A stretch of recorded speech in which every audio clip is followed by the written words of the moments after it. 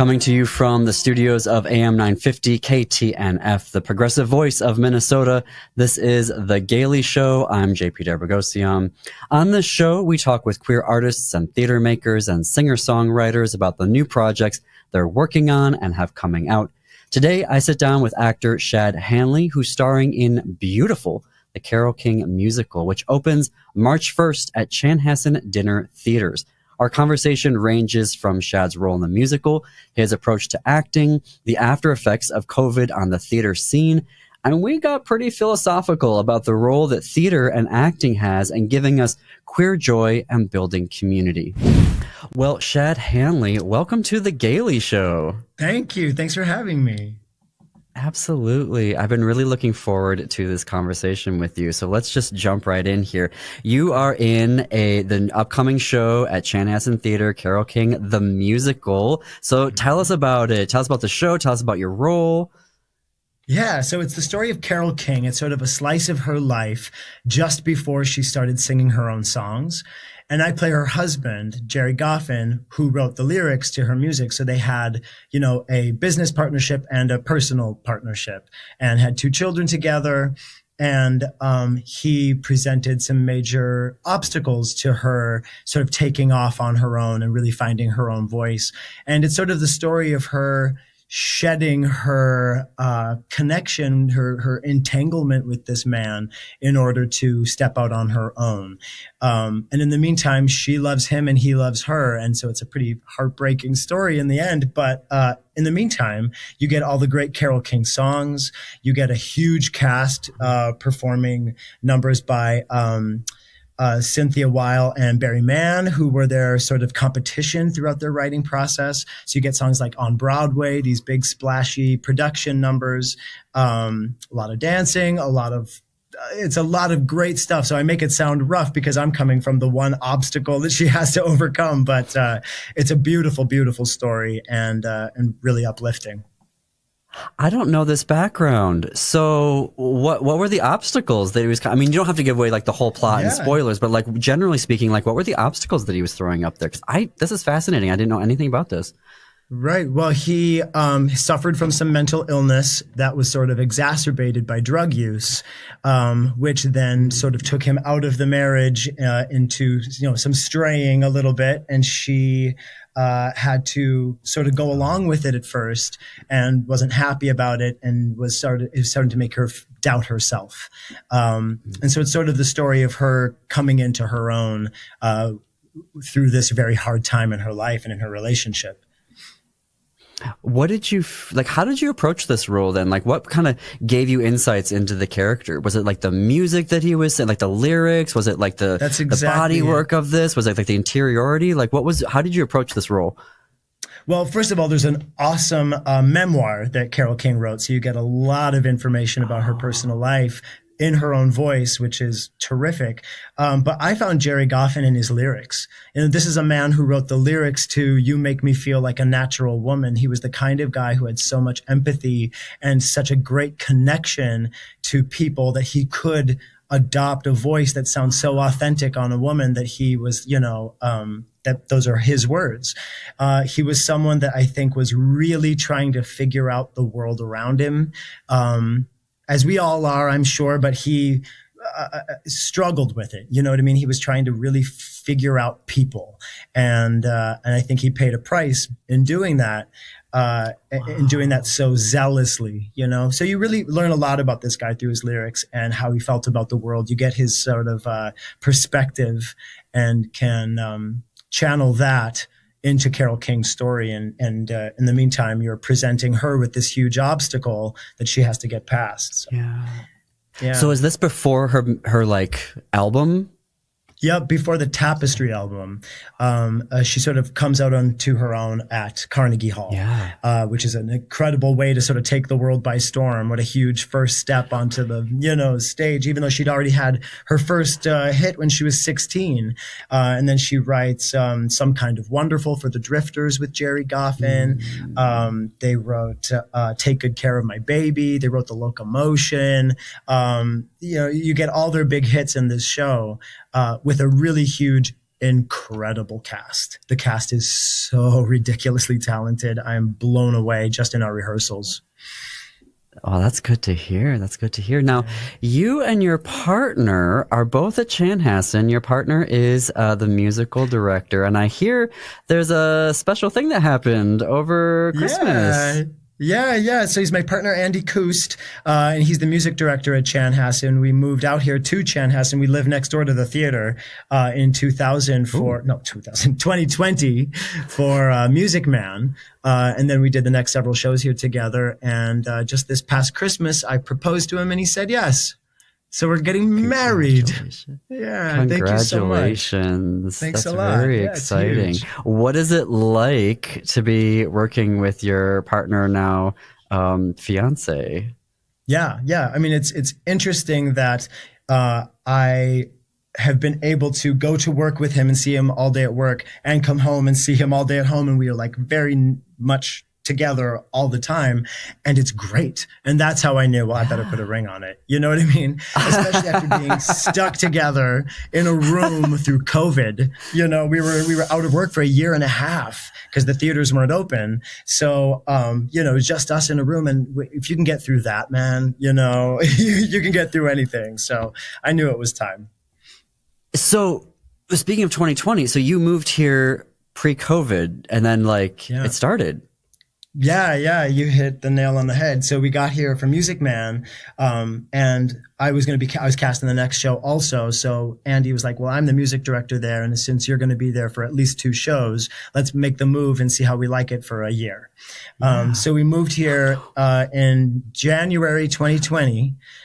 We started Music Man in February, and then we got 3 weeks of performances before we closed down what was supposed to be like an 8 or 9 month run for COVID. No. And then we were just like next door at this place where we just moved, looking out the window at the theater where we were supposed to be working.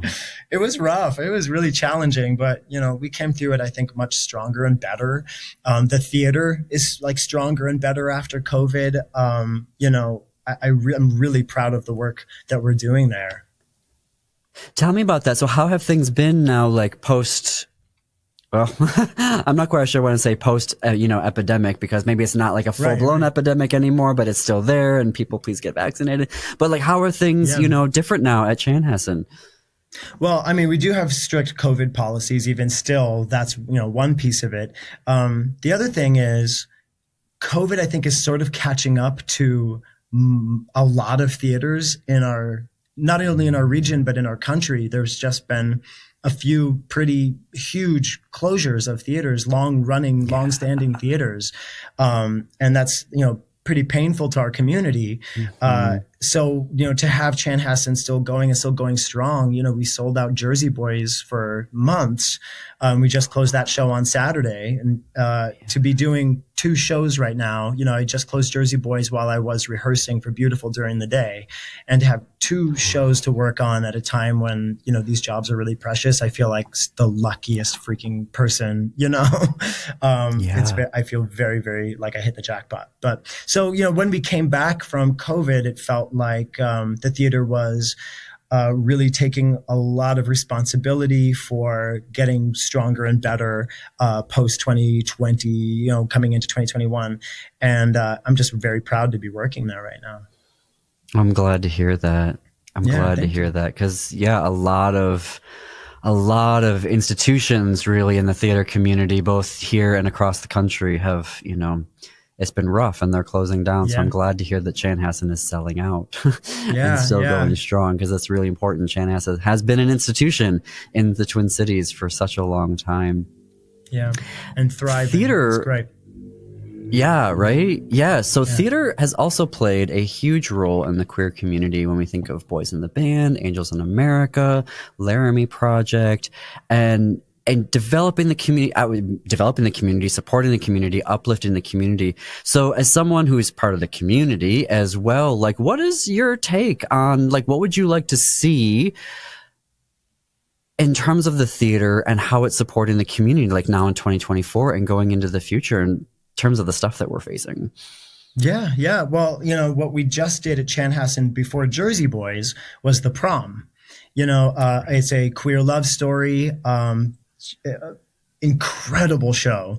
And we really turned over the audience for the prom. We got a new, younger, more diverse audience during the prom. And when we were done with, that show ends with such a celebration, where so many shows like to show the hardships of a queer love story. This celebrated it by the end. And people were on their feet. People were weeping. It was like an incredible experience for me, it was a beautiful thing to see because, so there's a song in it called, Unruly Heart, where you get to see a bunch of queer teens saying, to this, responding to this message that the main character Emma has put out online, saying, "Thank you. I feel seen. I feel represented." And to have that song sung, I was standing next to someone who had been at Chanhassen for many, many, many years. And as we were watching, I look over at him and he's got tears flying down his face because he's like, this is the first time I've ever felt seen here. Because, we typically don't play ourselves, not very frequently. So it was a huge, huge moment for a lot of us. It was an incredibly special production to be a part of. And I think that it did a lot of good for people in our community who came to see the show. And people came back again and again to see it over and over. It was really special. Queer joy. We need a lot more queer joy. Yes. Yeah. That's exactly what it was. Yeah. It was very beautiful. It can be rare as actors to play queer roles. I'm curious, is there a role that you've played in your career that was queer and that you enjoyed? Well, I'm hoping you enjoyed it. Yeah. I played Roger in A New Brain when I was living in New York, and it was at the Astoria Performing Arts Center. It's a musical about by Bill Finn about a man going in with a brain. I think it's a brain tumor. Going into the hospital and how he sort of has to face everything in his life at what could be the end of his life. And one of those things is his partner, Roger, who has a hard time committing to him when this is going down, when he really just wants to be free and enjoy his life. And this was a sad thing. So that was an important role to me. And I played that when I was pretty young.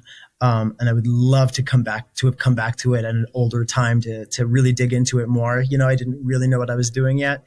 But it was something I wish I could come back to because it is more special than I realized at the moment. You know what I mean? Mm-hmm. Mm-hmm. Yeah. Is there a play or musical from the LGBTQ canon that you'd love to see remounted in 2024 or think should be remounted? Yeah, when was the last time Bear was done? Oh. I wonder if they've done that anytime recently. Yeah, that's a great show. Yeah. It's heavy, but it's also an incredible score and a great story. For folks who haven't seen it, can you explain a little bit about the background? Yeah, I mean, it's a queer love story in a religious school upbringing. So you can imagine what those conflicts are. And I think that's a really important thing to look at maybe right now. Yeah. So I think that would probably be an interesting one to revisit.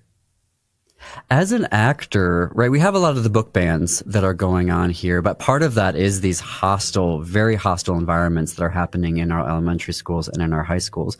How are you processing seeing this huge, I wouldn't even call it a backlash. It's just this coordinated attack on literature and the arts in our schools. Like, what is your take on that? How are you processing it? Yeah, I mean, what a great question. How am I processing it? It's very scary and it's very disheartening. And, I think probably, I'm processing it by escape. I think that's largely why I do theater, is for the escape, to, get out of my own body, get out of my own world and go be somewhere else, go be someone else and tell some other story than the one that's going on right now. And I'm sure that's probably the wrong answer, but, that is how I cope. It's hard. So you got to sort of I'm just going to check out. It's like people who like, I can't read the news this week. You know, there are times where we just, it's too painful for your soul to see, you know, how cruel people can be to each other and how you forget the rules that you learned in kindergarten. And, you know, it's all pretty basic stuff. And how did we lose that? How did we lose our way on that? It's quite remarkable. Yeah.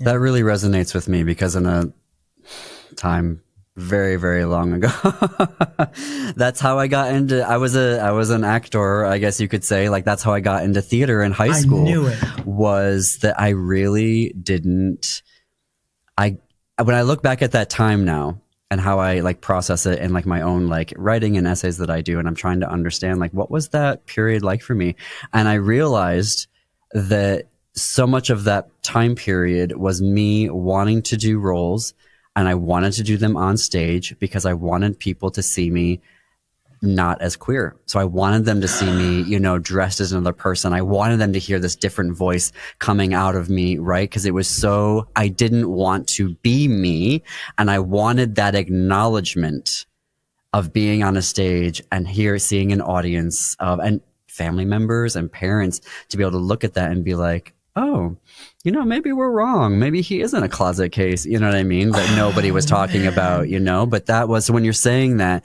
really, it is a form of escape. And interestingly, like a few years ago, I found out that Oprah was like encouraging people to do like theater and acting because it gave them like presence, right? Like you learn how to stand up and like talk in front of people. And I'm like, oh, that's such a good idea. Like I would have never have thought to like prescribe, if that's the right word, to people, you know, particularly now that I think about it, like how much of that time was also maybe subliminally teaching me how to carry myself, how to stand up, you know? So at the same time that I was trying to escape, I was also learning these tools that I would ultimately maybe end up using later on if you want to credit it back to my acting training. And I like took it to the hilt. Like I, you know, that was the first thing I went to college for. And then I went to study abroad with it.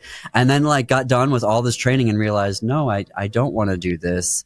And as I process that now, I'm like, oh my God, do you know how much money you took out to do this? But I think for part of me, it was, I needed that escape at that time to get away from it, to experience these different, you know, roles and viewpoints. And yeah, sorry, I'm making this all about me right now. No. Actually, you just blew my mind because I realized I think that's something that I've never really addressed in myself. But what you just said resonated so hard with me. That makes so much sense.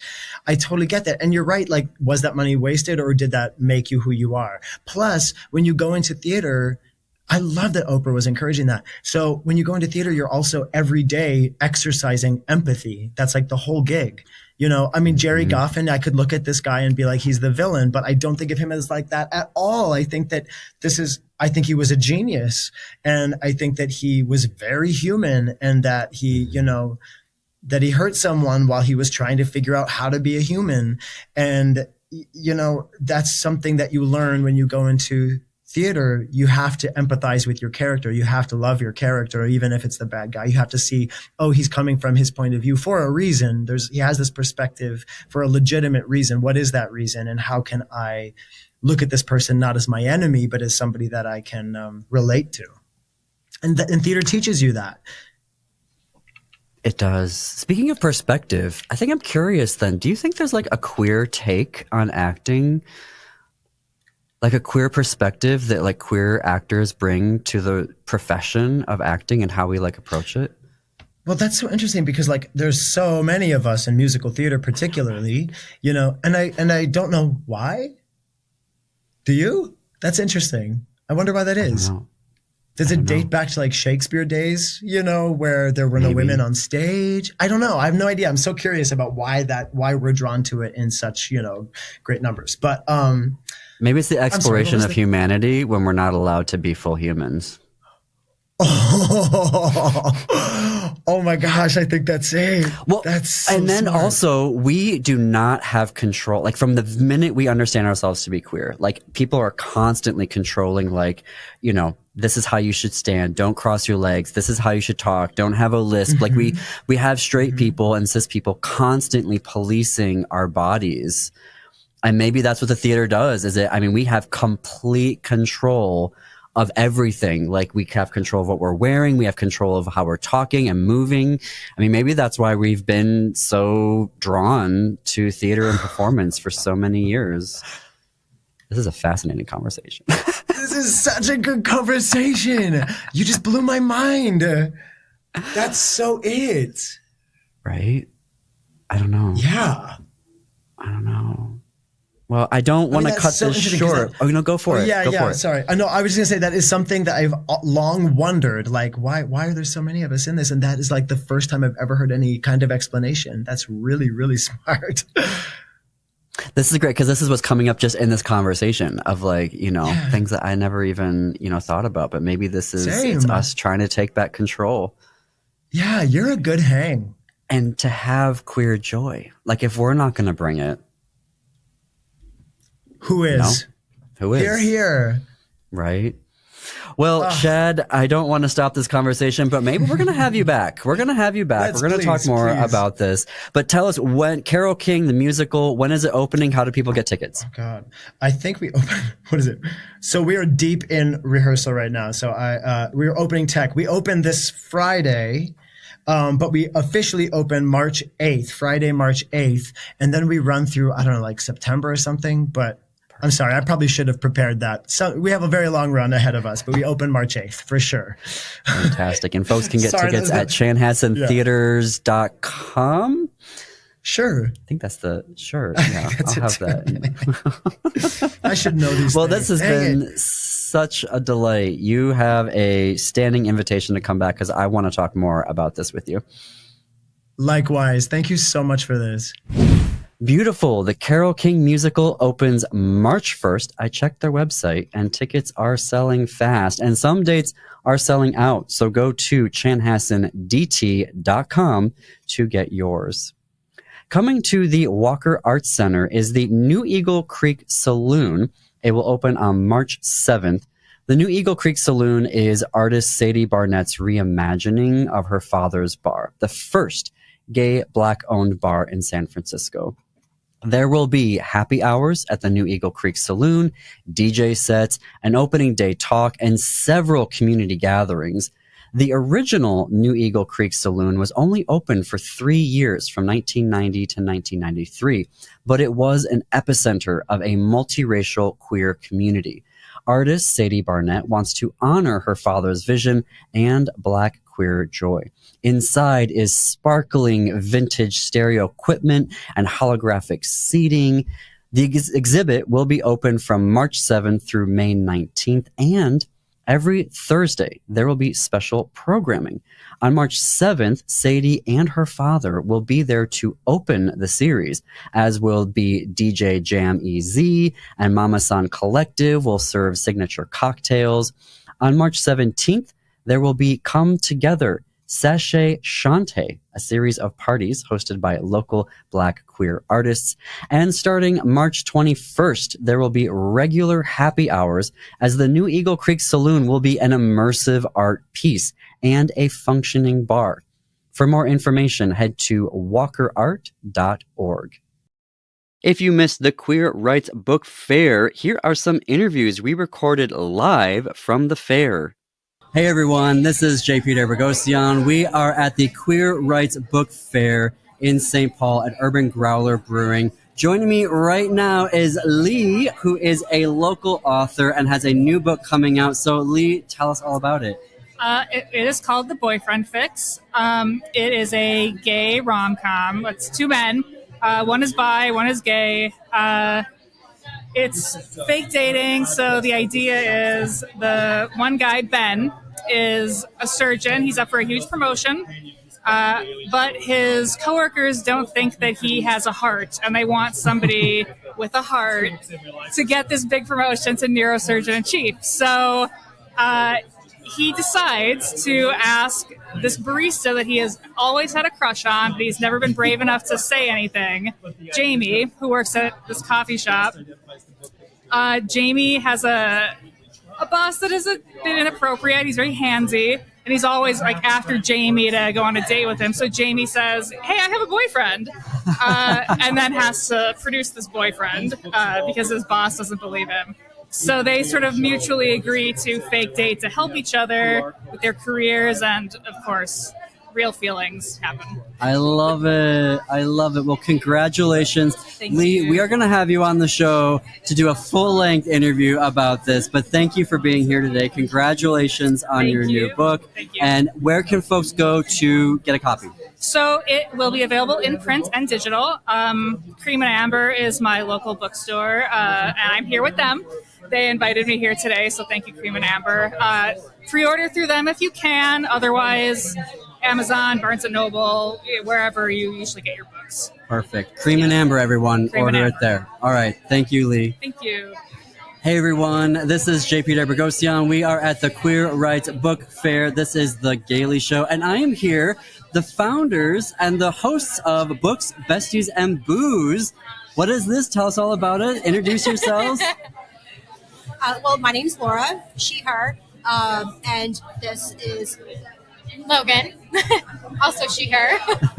so we're two best friends. We love to read. We've did a book club for a while and then decided to get onto social media and start an Instagram account, sharing our love of books and cocktails with people. Love it. Yes. So we primarily, as readers are, we do read a wide range. But on our Instagram and our TikTok, we primarily stick with romance and fantasy. So, and then what we like to do is if it's a YA, we'll pair a mocktail. And then if it's a, adult book, we'll do, a cocktail, a wine, a beer, or something like that would go with it. I love that. I'm a mocktail sort of queer, so I love those. Thank you for that. How can folks follow you online? You said Instagram, right? Yes, so we're on Instagram, we're on TikTok, we're on Facebook. We also do have a blog that we're trying to kind of get up from the ground. And our handle is all Books, Besties, Booze. Perfect. Well, I love this. We are going to have Books, Besties, and Booze on The Gaily Show in an upcoming episode. For now, everyone have a great day. Hey everyone, this is JP Derbogosian at the Queer Rights Book Fair. Joining me now is a very special guest, Nicole Olilla, who is not only here as a vendor for the L Spot Bookshop, but has been a guest on This Queer Book Saved My Life and is one of our associate producers. So Nicole, hello. Hello. I'm so glad we're neighbors. I know, right? Like literally, like our tables are right next to each other. Yeah, that so was tell us fortuitous. about your day. Tell us about the L Spot Bookshop. So the L Spot shop is many things, but today it's just my bookshop, which is also on Etsy. It's a vintage sapphic feminist and offbeat reads curated collection that I keep replenishing constantly. It's really fun to be here today as the L Spot because Urban Growler Brewery, Deb and Jill were in my former iteration as Girl Pond Productions many years ago, like 2017. They were the first guests on my podcast, Let's Talk Girl Pond. And so if people visit my website, lspotshop.com, there's some archives and they can see pictures of my flyers and everything. And I've had lots of different iterations. And so it's really fun to be here with Deb and Jill. They are amazing. I had interviewed them, but due to a sort of like queer, lesbian, dramatic breakup, I deleted all of the podcasts that had my ex-partner on. Well, kind of out of respect, because that's the kind of person I am. I have a lot of integrity, I like to think, but also just because I couldn't stand hearing, Their voice. the voice from the past, so. But anyway, so this is super fun to be here. Yes. Now, I see on your display you have Diana Hunter's Clouded Waters. right. Diana is a local Minnesotan author who just came out with Clouded Waters. Tell us about it. So Clouded Waters is a sort of a whodunit, voice from the Anthropocene, very intelligent and yet still romantic, sapphic mystery. It's her first foray into fiction. I'm also selling her Wild Mares, My Back to the Land lesbian life, which was published by University of Minnesota Press 2018, which is an amazing memoir. And then Clouded Waters just came out from Holy Cow Press in 2023. And she was a guest on here as well. She's a good friend of mine, a mentor, amazing woman who's done a lot of activism. So it's kind of like a mix of sapphic romance and activism, and in, I would say, like investigative journalism and about the mining on the Iron Range. Yeah. So it's a fictional town, but pretty recognizable for folks who are aware, and familiar with the issues that are being faced. It feels like true crime when you talk to and you get the synopsis, and then it's like, fiction, but and romance, and like it's so many things. And also just an education too Yeah. of like what's going on with mining, which is a big deal. Nickel and copper mining is something we really need to reckon with, and that's something that Diana wanted us to sort of start looking at, and she wanted to be a part of that in teasing out just like what is really going on here, what's at stake, who are the players. Of course, there's some bad actors, of course. And there's some cute actors too. Right. Yeah. Is there another book that you would really recommend from the L Spot Bookshop? Well, I'd also like to give a shout out to Adina Burke, who's been my longtime friend. I have wheelchairs, whips and bondage tape, and also Bird's Eye. These are kind of vintage now, but she's a local queer, disabled, punk rock, spoken word artist. If you visit my website, there's actually footage of her doing spoken word, and we were also on Fresh Air together a couple years ago. So she's also a pal of mine. So I try to represent not only the vintage voices from the past, but also I have some favorites that I've palled around with for many years. So it's an amazing bookshop. Congratulations on it. Give us the website one more time. It's pretty simple. It's just lspotshop.com. Wonderful. Are you on social media? Yes, I know and you can get to everything through my website. And I'm also here today as the library manager for the Quatrefoil Library. So I'm wearing two hats. So handing out information about the Quatrefoil Library in Minneapolis as well, which is an LGBTQ library. If you don't know about it, come visit us. Yes, tell us a little bit about that. So you get free membership, gets you a library card. We used to charge for membership, but a number of years ago we decided to remove that barrier to give greater access to the LGBTQ community locally. But we also have and audiobooks. We're on Libby.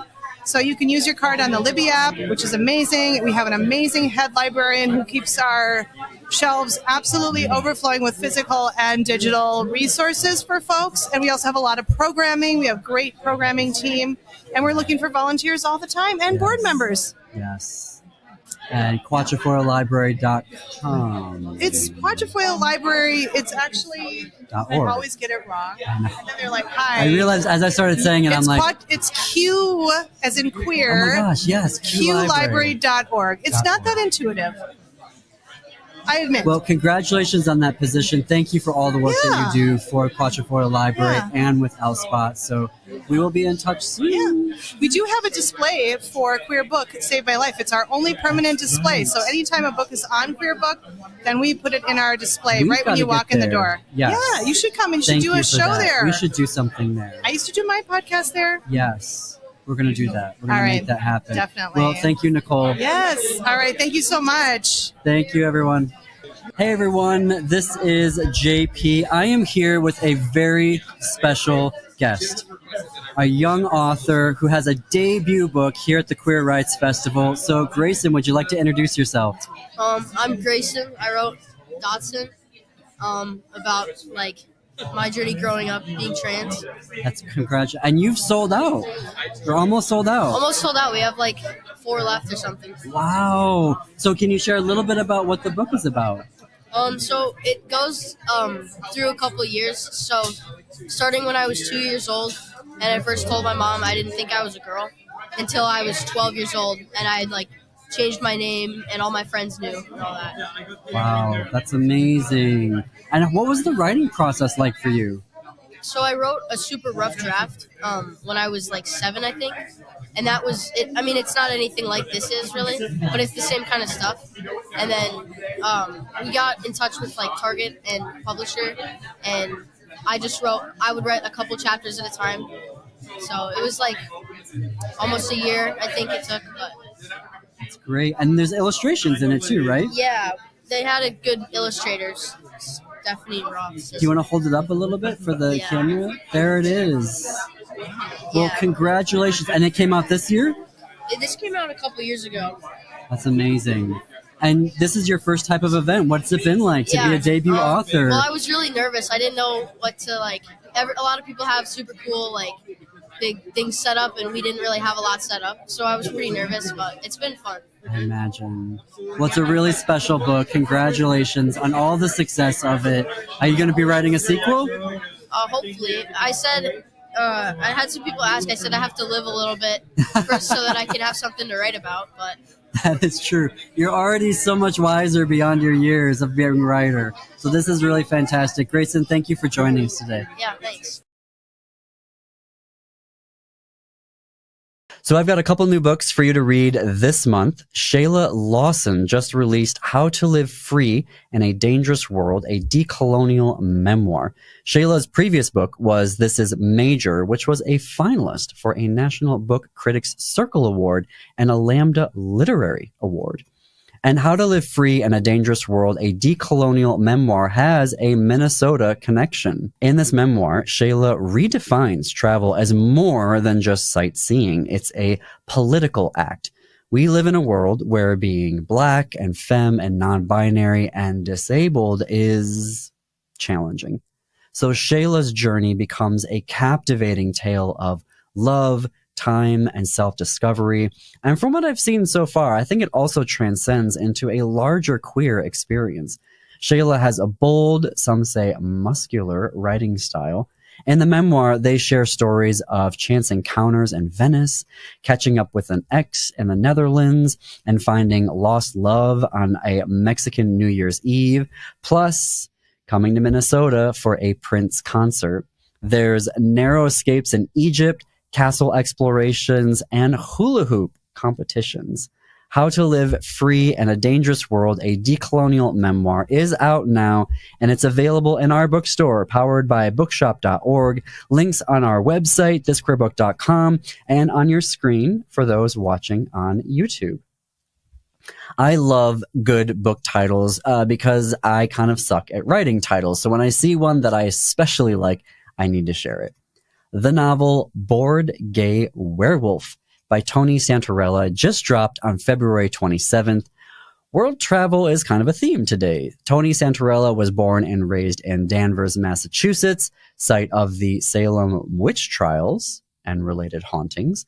He worked in international development for a decade, traveling the globe in Asia and sub-Saharan Africa.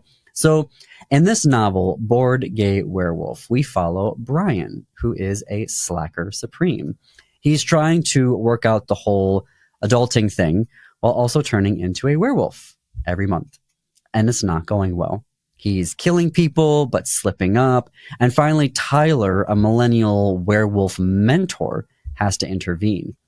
Tyler also has big plans for the mythological world. This novel looks goofy, but with a big heart. It's self-help and werewolf mayhem. Tyler's plan to get Brian to shape up turns nefarious. Really, this novel is pretty much an anarchic, funny take on late capitalism's doomsday logic. And if that sounds kind of academic, the publisher, Atlantic Books, describes it as Scooby-Doo with Grindr, Stranger Things with sex and ennui, a buddy novel about finding your pack, the power of friendship, and learning how to be comfortable in your own shaggy werewolf pelt. Bad Gay Werewolf is available in our bookstore, powered by bookshop.org. Links on our website, thisqueerbook.com, and on our screen, again, for those watching on YouTube. Okay, All of Us Strangers, the film, is now streaming on Hulu. And you know when you hype up a movie because you loved it so much that you can't stop talking about it and raving about it. And then your friends go to see it and it's kind of a letdown because they've been so hyped up on the film that there is no way it can live up to those expectations. I don't want to do that here, but when I say that All of Us Strangers was one of the most important queer films I've seen in my life, I'm not exaggerating. But that is probably because of a combination of my own life experiences. It might not be that for you who's listening and watching at home. And yes, I did see it 3 times in the theaters, and I was able to see it last week, which was the last screening of it in a movie theater here in Minneapolis. And yes, I will be watching it on Hulu. It's a ghost story. Our main character, Adam, is a screenwriter who is kind of drawing a blank working on his new film. He wants to write about his family, particularly his parents, who died in a car crash when he was 12 years old. Seeking inspiration, he goes back to the house he grew up in up until their deaths. When he gets there, he finds that his parents are still living in the house, and they're the same ages as when they died, and they have the same knowledge and perspectives as they had as people whose lives were cut short in the late 1980s. And Adam is suddenly able to have conversations with them to share his life, who he is, including coming out. The plot plays out from there, which includes Adam gently exploring a new relationship with Harry, who is his neighbor living in the same building as him. I don't want to give spoilers. What has stayed with me are a few things. I think as queer kids, we don't get to have the conversations we need to have with our parents, or at least not all of us. There is a distance, and I think realizing you're queer and that you can't necessarily trust your parents causes a little death in that relationship. So while my own parents didn't die in a car crash when they were young, there were these little deaths in our emotional relationship that accrued over time. In one scene, Adam's mom is looking at him and says, "But you were just a boy, and now you're all grown up. But it's still you." Adam's boyhood is their current reality, even though he's in his 40s now. So he's able to have these honest and tender conversations about his adolescence that he didn't get to have then. And a lot of us don't get to have those types of conversations with our own parents to really reckon with what happened. So many of us have to parent ourselves emotionally and spiritually and sometimes materially speaking, like needing to provide our own material basics of daily living. And it becomes such a reality that we forget. We were just kids. We were supposed to just be kids. All of Us Strangers is now streaming on Hulu.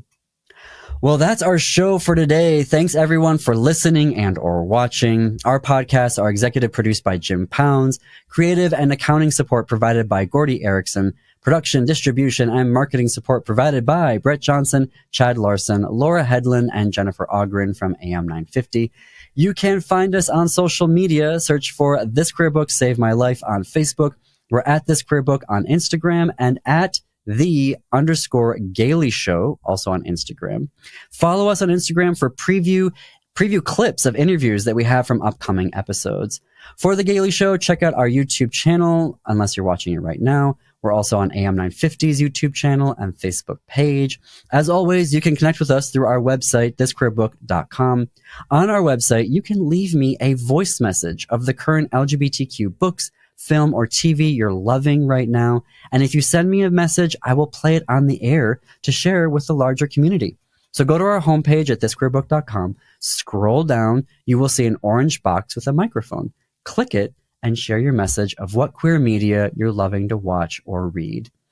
And if you have LGBTQ entertainment news with a Minnesota angle, email gailyshow at thisqueerbook.com. That's GAILY at thisqueerbook.com. And until our next episode, see you queers and allies in the bookstores.